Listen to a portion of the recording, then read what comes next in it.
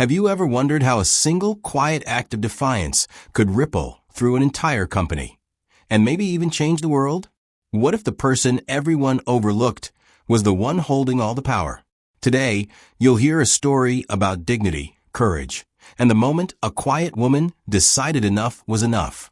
Before we dive in, let us know, what time are you listening to this, and where are you? Drop a comment below. We'd love to hear from you. The low murmur of rolling suitcases and quick footsteps filled the Atlanta airport that morning. Mavis Holloway, clutching her small leather tote, moved carefully through the crowd. She was in her early 50s, wearing a soft navy dress and a pearl necklace her mother once gave her, a simple, graceful look that matched the warmth in her brown eyes. Yet behind that gentleness was a woman who had weathered storms, each one forging a quiet strength she carried with her now. Today was supposed to be a proud day. She was flying to Seattle to receive an award for her work with underprivileged youth, a cause she'd poured her heart into since retiring from teaching. Her husband, Quentin, had surprised her with a first-class ticket aboard Silverwing Flight 278, a small gesture, he'd said, to honor her hard work. As she approached the Silverwing lounge, Mavis felt that small flicker of excitement she hadn't felt in years.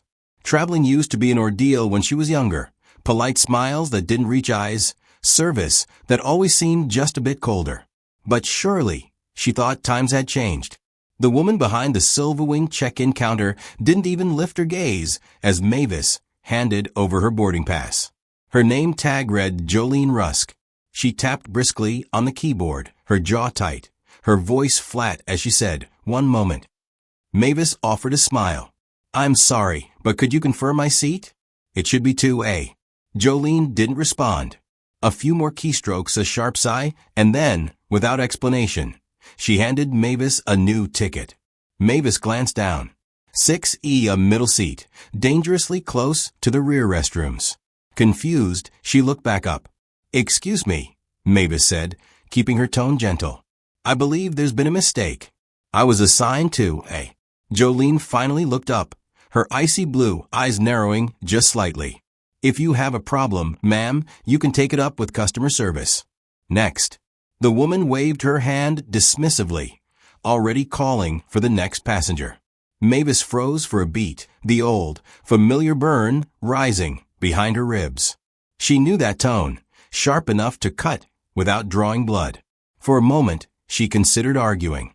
But the weight of the people lined up behind her, the unspoken message in Jolene's dismissive flick of the hand, pressed her forward. She gathered her dignity and stepped away. In the lounge, she found a quiet seat by the window and tried to settle her nerves. Outside, planes dipped and soared against a pale morning sky. She thought about Quentin, about the ceremony waiting for her in Seattle. She closed her eyes and breathed out slowly.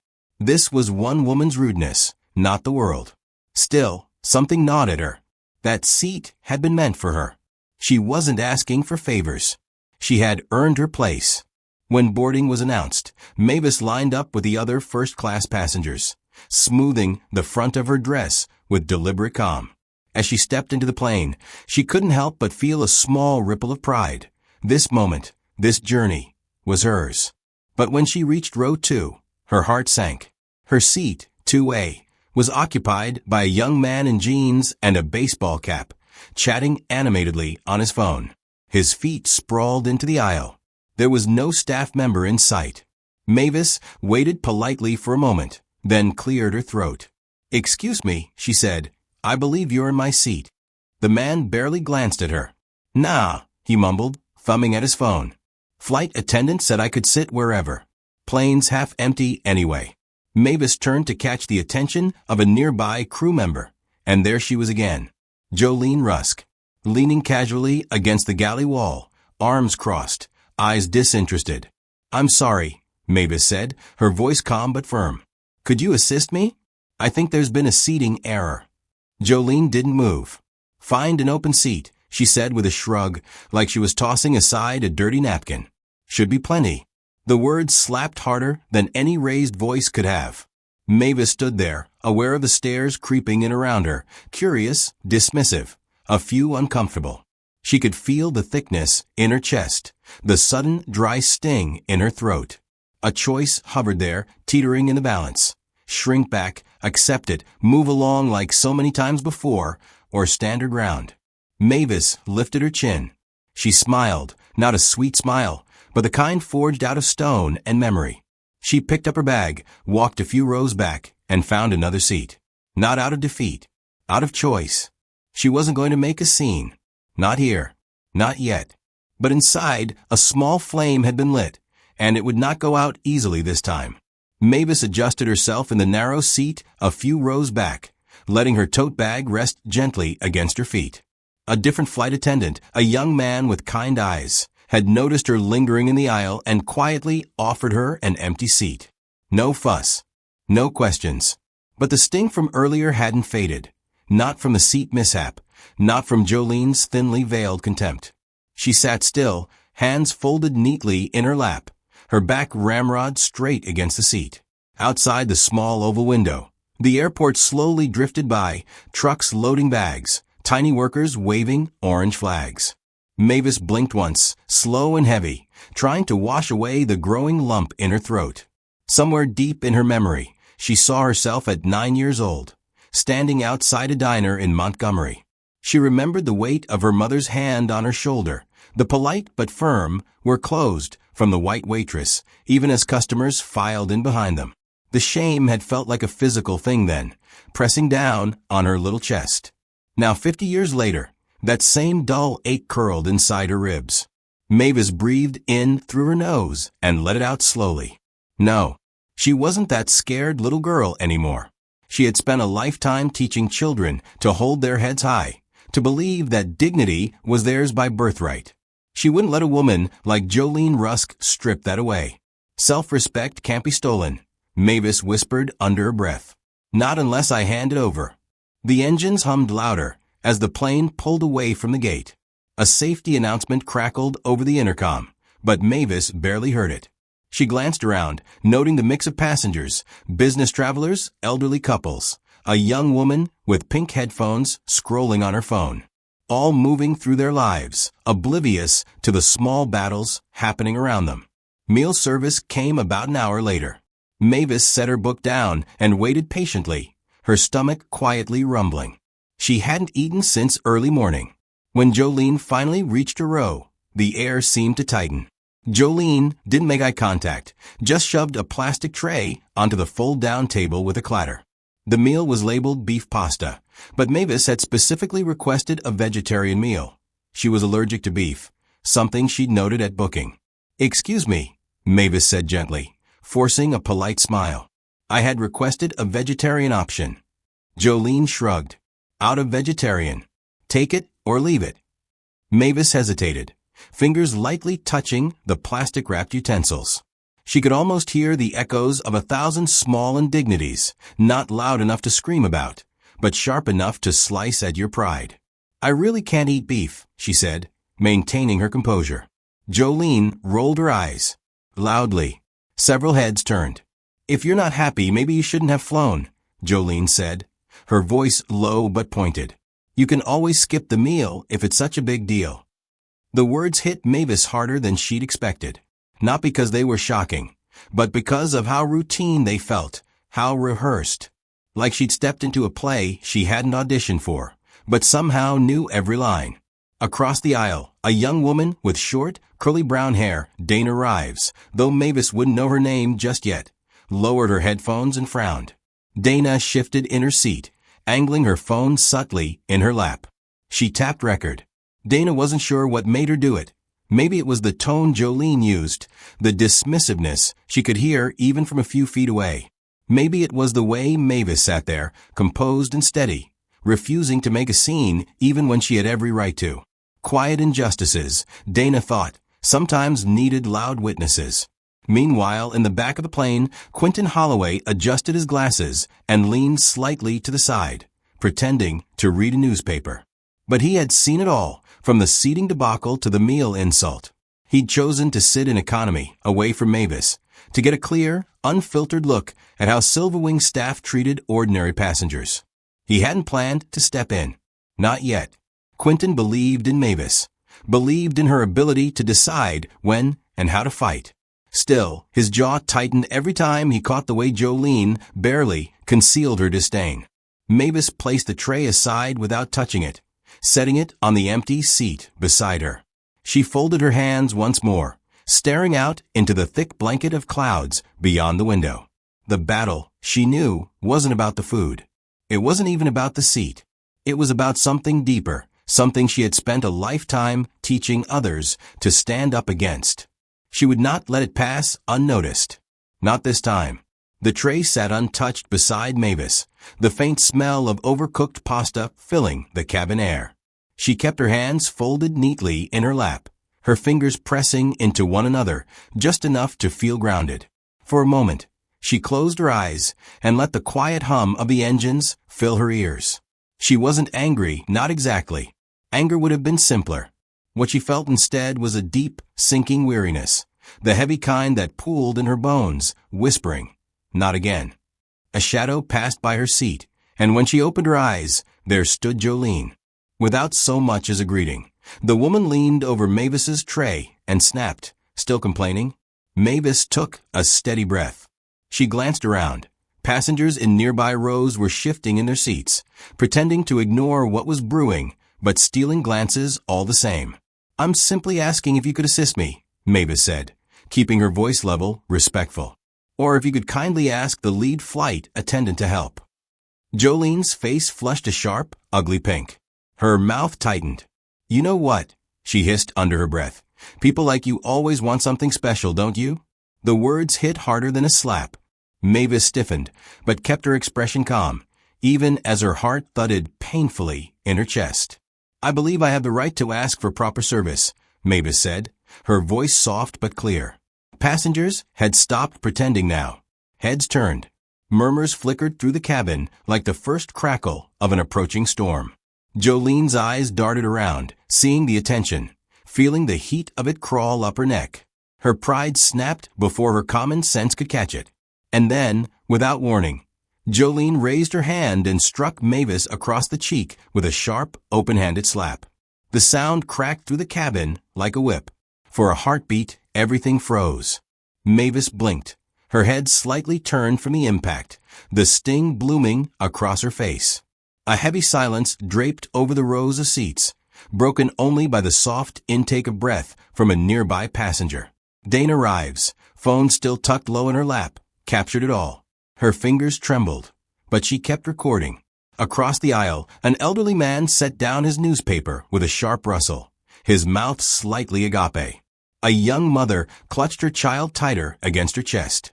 Mavis brought her hand up, almost in slow motion, and touched her cheek. Her palm came away dry, but her soul felt bruised. She could have shouted. She could have demanded. But she didn't.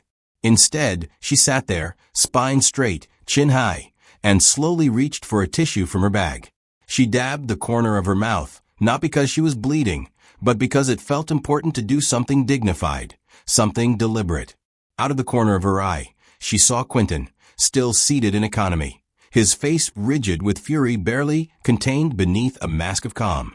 The captain's voice crackled awkwardly over the intercom, too late to smother the damage. Ladies and gentlemen, we ask that you remain seated and calm. We'll be landing in Seattle shortly." Dana tucked her phone away and leaned across the aisle toward Mavis, her voice low. "I recorded everything," she said. "If you want it, if you need it, it's yours." Mavis looked at her, really looked, and saw no pity in the young woman's eyes, only solidarity, the kind that bridged decades and differences. She gave a small, grateful nod. Across the aisle, two more passengers, a middle-aged woman in a business suit and a college kid in a hoodie, whispered to each other. Phones discreetly pointed toward Jolene. Someone in the back called out, "Get the pilot. File a report." Jolene stood frozen, her arms stiff at her sides, her face gone an ashen color. Whatever righteous fury she had clung to had drained away, leaving only a brittle kind of fear. The airplane seemed smaller now, the air heavier. Mavis folded her hands again, feeling the rough napkin crinkle between her fingers. The sting on her cheek pulsed steadily, but it wasn't the worst hurt. No, the deepest wound was older, rooted in memories too deep for this moment to be the cause. Mavis sat still, not because she was powerless, but because she was choosing her moment. This wasn't just about her anymore. It wasn't just about a bad meal or a bad flight. It was about every time she'd been overlooked, every time a child she taught had been called a name they didn't deserve, every time dignity had been treated like something you had to earn instead of something you were born with. The landing gear clunked down beneath them. Mavis closed her eyes, letting the slight lurch of descent press her back into the seat. She made a promise to herself right then, somewhere deep in the quiet center of her being. She would not let this be another forgotten insult. Not this time. The plane touched down in Seattle with a thud that jolted Mavis slightly in her seat. She exhaled slowly, smoothing the wrinkles from her skirt with steady hands. Her cheek still tingled from where Jolene had struck her, but she carried herself with the same quiet grace she always had. Dignity, her mother once told her, isn't what you wear on the outside. It's what you refuse to let anyone steal from inside. Passengers began gathering their belongings, chatter rising around her like static. Somewhere up front, she heard hurried footsteps and the clipped voices of flight attendants scrambling to make themselves presentable. Mavis stayed seated, waiting for the chaos to settle, feeling the moment build inside her chest like the slow pull of a rising tide. Through the small crack between the seats, she caught sight of two uniformed men standing at the cabin door, their navy jackets bearing the Silverwing Airlines crest. One of them spoke into a handheld radio. The other straightened and scanned the disembarking passengers, but when his eyes landed on Quentin Holloway, he straightened even more, like a soldier snapping to attention. Mavis felt her heart lift slightly. Quentin approached the officers, his gait easy, but there was a weight to his presence, a kind of certainty that demanded attention without a single raised voice. The officers greeted him with formal nods and opened a pathway for him through the crowd. Passengers whispered behind their hands. Some turned their phones toward him, curious about the VIP treatment. Jolene, standing near the galley, wiped her hands nervously on her skirt, clearly trying to figure out what was happening. But she still hadn't connected the dots. She didn't know that Quentin Holloway wasn't just another businessman. He was the new owner of Silverwing Airlines. And he had been on this flight for a reason. Mavis rose carefully, gathering her tote, and made her way toward the exit. Jolene caught sight of her and sneered under her breath, a flash of old arrogance flickering back for a brief, stupid second. The moment they stepped into the jet bridge, a neatly dressed woman intercepted Mavis. Her name tag read Tina Saunders, Regional Supervisor. Tina's smile was strained, her voice tight. "Mrs. Holloway, if I may have a moment of your time," she said, guiding Mavis toward a quieter corner. Mavis nodded, more curious than anything. Tina cleared her throat and lowered her voice. "We'd like to sincerely apologize for the incident on board. It was highly unprofessional and completely unacceptable. We'd be happy to offer you free round-trip airfare vouchers, a stay in one of our partner hotels, and—" Mavis held up a hand gently. "So you want me to take a voucher," she said, her voice calm, "and pretend none of this ever happened?" Tina blushed, her mouth opening and closing once before she composed herself. "We're just trying to make it right." Mavis tilted her head slightly, studying Tina the way she might have studied a nervous student once upon a time. Not unkindly, just seeing the whole person. The easy choice lay right there, a nice hotel, some free flights, the chance to move on. Maybe nobody would ever hear about the slap or the sneers or the casual cruelty that had built up like layers of dust over the years. It would be simpler, cleaner, less exhausting. But Mavis thought about her mother again, standing outside that diner so many years ago, holding Mavis's small hand too tightly, whispering, "It ain't right, but we don't make trouble. We stay quiet. We survive." Mavis had survived. But now, survival wasn't enough. She looked Tina square in the eyes. "I'm not interested in vouchers," she said. "I'm interested in making sure this doesn't happen to anyone else." Tina flinched slightly, then nodded. "Understood. In that case, Mr. Holloway has arranged a meeting with the senior leadership. They're waiting for you now." Mavis followed Tina through a maze of glossy hallways and glass doors. She passed portraits of smiling flight crews, corporate slogans about excellence and diversity, words that felt hollow today. At the end of the hall stood Quentin, arms folded, his expression unreadable. When their eyes met, something warm and solid passed between them, a current of trust, of shared resolve. "You ready for this?" he asked softly. Mavis nodded. She could feel the gravity of it settling around her shoulders, heavy but righteous. "I'm ready," she said. And she meant it. Because some moments weren't just about speaking for yourself. They were about speaking for everyone who hadn't been heard before. The conference room at Silverwing Airlines Seattle headquarters smelled faintly of lemon polish and tension. Long windows looked out over the rainy skyline, but inside, the air felt still, almost too tight to breathe. Mavis walked in slowly, her heels tapping quietly against the glossy floor.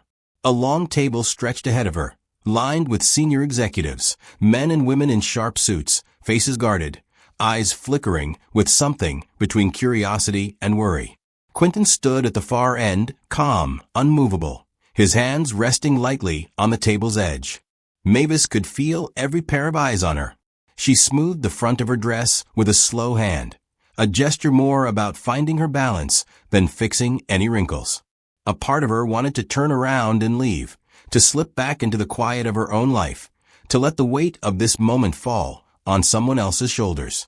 She could hear that voice in the back of her mind, familiar and almost gentle, whispering, "Don't make trouble. Keep the peace." But another part, deeper and stronger, pushed her forward. Some moments weren't meant for peace. Quentin nodded to the woman standing near the door. She pressed a button, and a monitor came to life behind him. Grainy footage flickered on the screen, Dana's video, showing Mavis sitting quietly, Jolene's angry movements, the sound of that awful slap cutting through the hum of the plane. A heavy silence settled over the room. Quentin's voice broke it, low and steady. "Ladies and gentlemen, you've just seen a small piece of what happened aboard Silverwing Flight 278. Heads turned as Dana and two other passengers stood up from their seats along the wall. Each held signed statements, their faces pale but determined. They spoke quietly, sharing what they had witnessed, the insults, the dismissiveness, the slap. Across the room, Jolene Rusk sat stiffly in a chair, arms crossed over her chest. She wore the same uniform from the flight, though now it hung slightly off her frame, as if it no longer belonged to her. Her lips were pressed into a thin, bitter line. When asked for her account, Jolene shrugged. "I didn't mean anything by it," she said, her voice sharp. That woman was being difficult. She kept pushing. "I lost my patience." No apology. No real regret. Mavis watched her, feeling something unexpected stir inside. Not anger, not even hurt. Pity. Jolene didn't even see what she had done. Not really. To her, Mavis was just another face, another problem to swat away. The worst part wasn't the slap. It was the certainty Jolene carried. The belief that Mavis's dignity could be brushed aside without consequence. Quentin straightened. His next words fell into the room like stones into still water. "I am Quentin Holloway," he said. "And as of 2 months ago, I became the majority owner of Silverwing Airlines." A ripple of shock moved across the table. Murmurs rose and quickly died. "And this woman," he continued, nodding toward Mavis, "is my wife." Jolene's face went slack, her mouth parting as if to speak, but finding no words. One of the senior executives dropped his pen. Another shifted uncomfortably in his chair, clearing his throat. Mavis stood still, feeling the strange weight of power shift around her. She hadn't asked for it. She hadn't come here to play the part of the wronged queen demanding retribution. She came because she needed them to see. Not just her. The hundreds like her. The kids she had taught. The strangers who learned to lower their eyes, swallow their pride, and tell themselves it was just the way things were. Mavis looked at Jolene, really looked at her. The smallness behind her anger, the fear cracking through her bravado. And for the first time, she didn't feel hatred. She felt sadness. If it had been anyone else, some young mother flying for the first time, some elderly man who didn't have the right connections, would they have been heard? Would anyone have cared?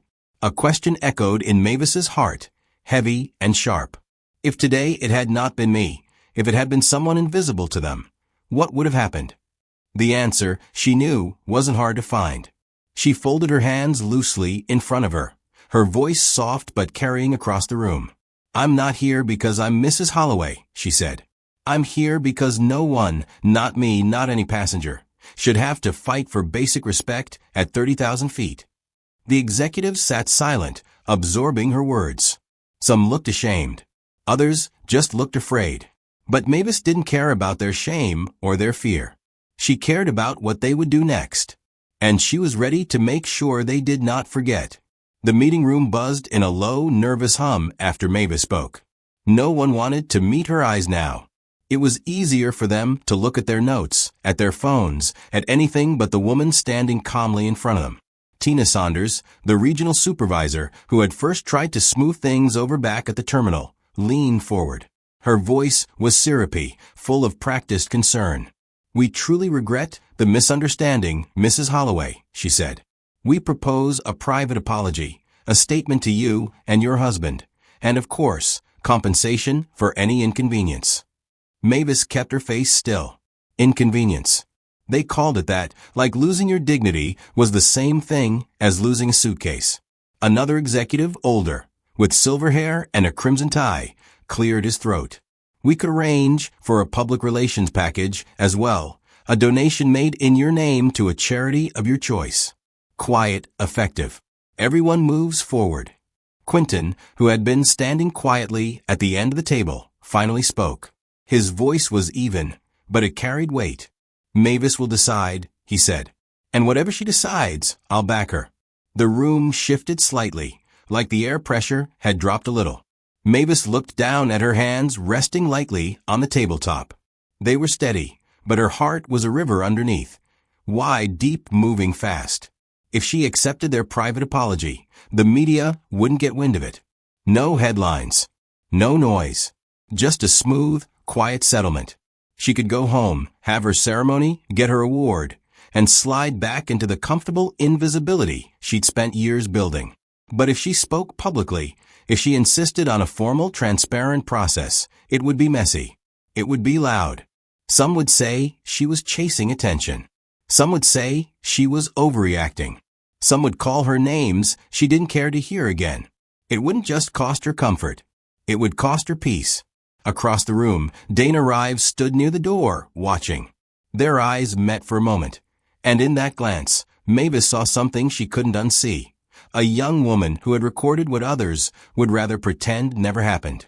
A young woman who believed someone like Mavis could make a difference. Mavis turned back to the table. "I don't want a private apology," she said, her voice clear and firm. "I don't want a donation in my name. I want Silverwing Airlines to publicly acknowledge what happened. I want the company to face the culture that allowed it." Several executives stiffened. One muttered under his breath. "This will hurt the brand," Tina said quickly. "You have to understand, Mrs. Holloway, if this becomes a public scandal." "It's already scandal," Mavis interrupted gently. "The only question is whether you'll pretend it isn't or stand up and fix it." Silence rippled across the room again. Some avoided her gaze. Others, to their credit, looked ashamed. Quentin stepped forward, his voice firm. "Silverwing needs to be better," he said. "We can't just be another company that sweeps this kind of behavior under the rug because it's easier." The Crimson Tide executive leaned back, his mouth twisting. "Our shareholders won't like this. It'll affect the stock price." Mavis leaned in slightly, her voice soft but unyielding. "Maybe they shouldn't like it," she said. "Maybe they should be uncomfortable. Maybe that's the first step to real change." The old man blinked at her, as if he had never been spoken to like that before. For a beat, nobody moved. Then Quentin smiled, not a big smile, just a small, private one meant only for her. The pressure built quickly after that. Emails zipped out. Conference calls were scheduled. Lawyers murmured in corners. Shareholders, worried about bad press, started applying their own brand of pressure. Mavis stood through it all, feeling the storm tighten around her. Fear, anger, stubbornness, they all pressed against her, trying to wear her down. But inside, she held something stronger, the certainty that she was not just standing for herself. She was standing for everyone who had ever been told to sit down and shut up. Everyone who had been told they didn't matter. Everyone who had been slapped, literally or figuratively, and told to move along. By the time she left the room, Mavis knew two things. 1. She had changed the course of that company's future. And 2. The real work had only just begun. The conference hall buzzed with a low, tense energy. Rows of employees, managers, and even a few curious shareholders filled the seats. Cameras from local news stations hovered at the back, their red lights blinking steadily like quiet heartbeats. At the front stood a podium, a simple silver structure, with the Silverwing Airlines logo gleaming across the front.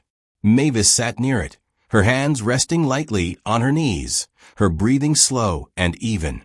Quentin stood beside her, his presence calm and unwavering.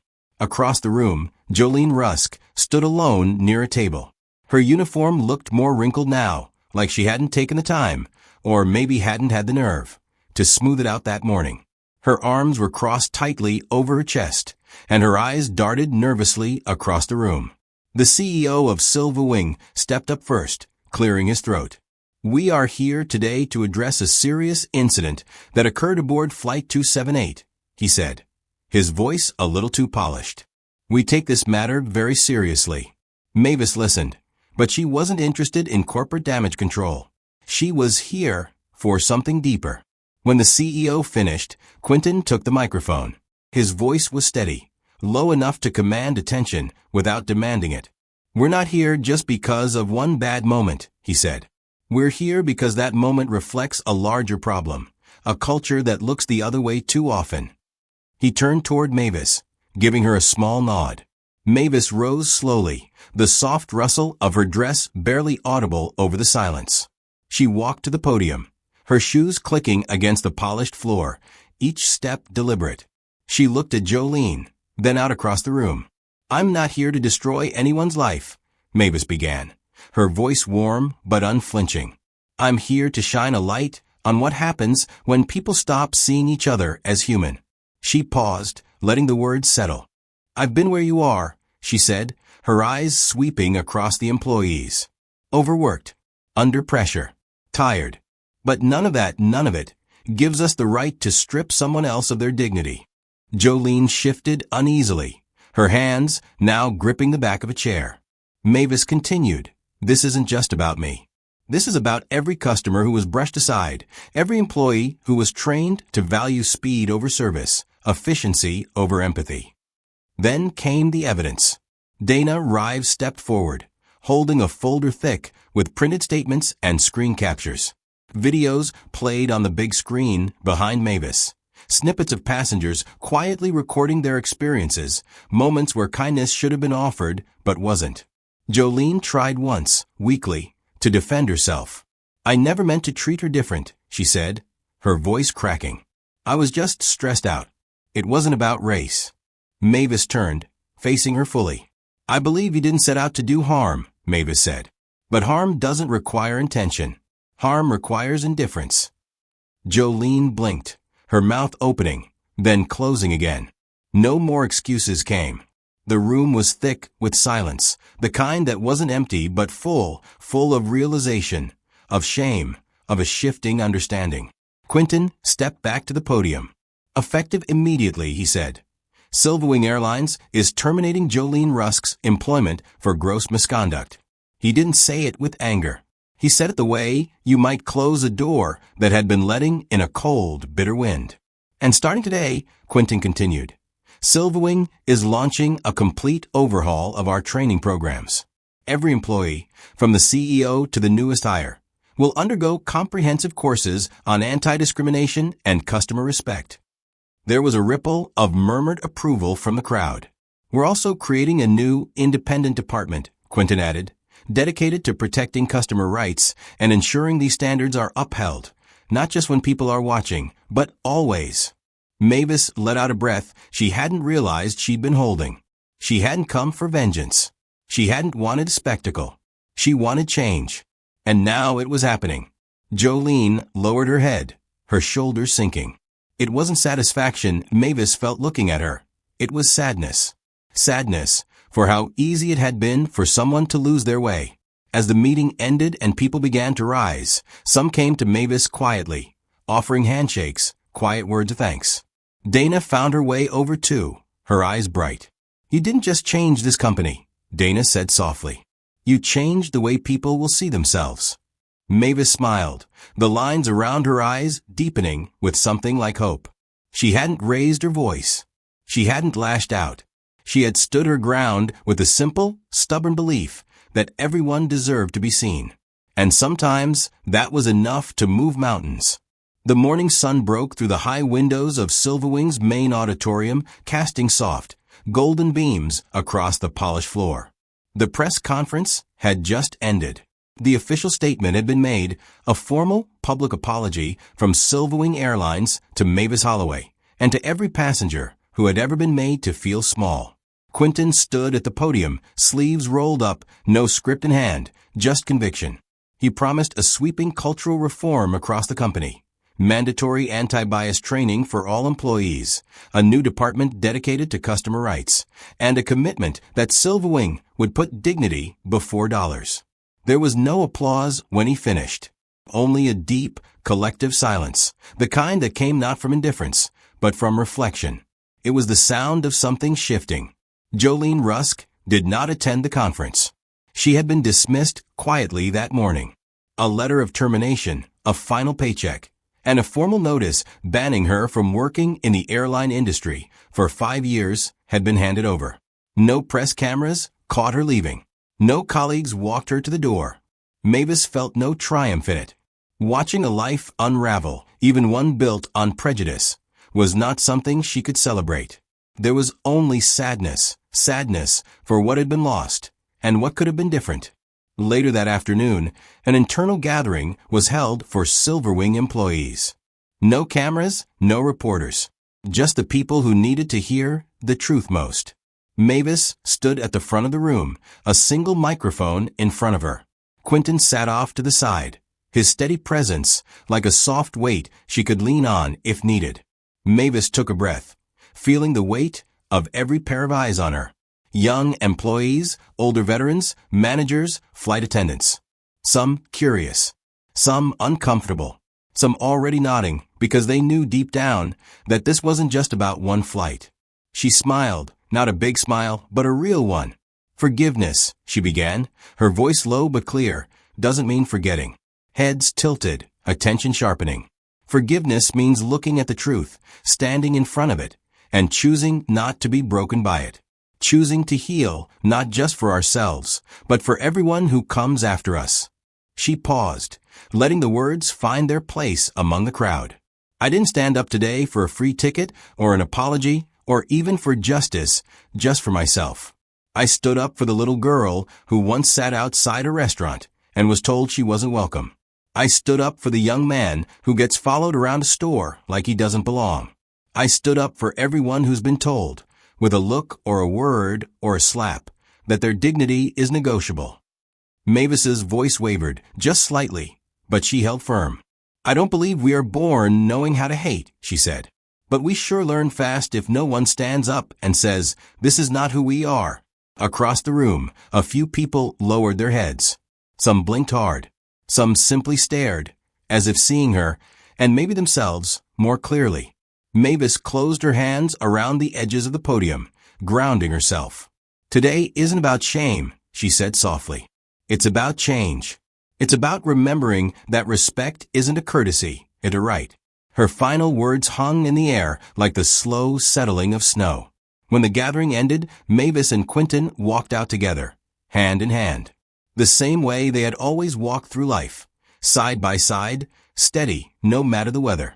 As they passed through the lobby, a few employees stood and clapped, not a loud, wild applause, but something better, a slow, thoughtful rhythm that built gently, like the beginning of something good.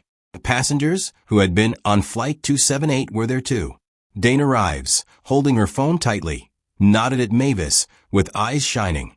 Mavis smiled back, a quiet, knowing smile. Outside, the Seattle sky burned gold and rose, the sunset streaking the world in colors too big for words. The city stretched out before them, busy and buzzing, but for a moment, everything felt still. Quentin squeezed her hand lightly. she squeezed back. As they stepped into the glow of the setting sun, Mavis's voice echoed softly in her mind, the words she now believed with all her heart. True power isn't found in answering hate with more hate. True power is found when you meet cruelty with compassion, fear with courage, and injustice with the stubborn, unshakable belief that the world can and must be better. Sometimes, the real strength isn't found in raising your voice. It's found in standing firm when the world tells you to sit down. Mavis's story reminds us that true change often starts with the quiet courage to say, "This is not right." What would you stand up for, even if it felt easier to stay silent? If you enjoyed this story and want to hear more like it, don't forget to subscribe and stay with us for the next journey.